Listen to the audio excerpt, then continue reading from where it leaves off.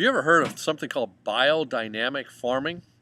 I hadn't either, but I've got an expert here. This is Nancy Bailey. Thank you for taking time, and you're with what winery? I'm the general manager of Quivira Vineyards and Winery. We're in the Dry Creek Valley in Sonoma County, California. Tell me, what is biodynamic farming?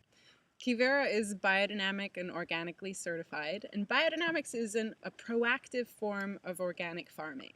I believe that having a really diverse agricultural system is more healthy and more balanced and will lead to a longer term sustainability of the land. Okay. So in that respect, obviously grapes are our primary crop. Yes. But we also have an acre of biodynamically grown produce.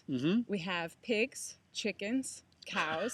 On a winery. On a winery. In a vineyard. In a vineyard. Yeah. And we produce our own estate grown olive oil, preserves, and honey. We have great produce. Yes. And we have biodiversity. Yes. But it's also become a wonderful way to attract people to visit the winery because they get to learn all about biodynamic farming by walking through our beds, taking our self-guided tour. Well, I've got a water flowing over the property. Tell me about what's going on here in terms of how you manage water. To the extent that we can, we dry farm. We also have a cover crop system that allows us to keep and retain the winter water for a certain period of time to help those young vines establish themselves.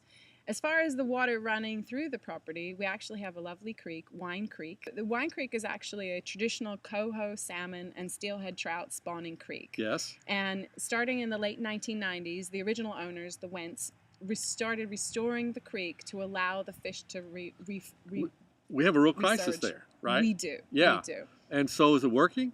It is working. It is working, I'm very happy to say. We actually just saw our first 4 coho, but it's part of a wider organizational effort to get the Dry Creek back to a healthy status. So we actually partner with Trout Unlimited and several other governmental organizations in a program called Water and Wine. And that is fantastic. I love salmon. I'm glad that you're doing this. What does it mean if I'm living in a city that you're doing all this kind of stuff? Thinking about water for agriculture. Yes. Water for the fish. Yes. And water for the people, because the Bingo. water that's coming through our property is heading down to the towns of Santa Rosa and beyond and is drinking water for the cities. Got it. So we need to come up with a way that we can all understand that there's limitations in the amount of water available and share the water that's available in the wisest possible way. And I would imagine this biodynamic farming approach, there's less runoff into the water, and therefore it's a better water to drink. Well, certainly the fact that there are no pesticides and chemicals on our vineyards means that none are washing into our section of the creek.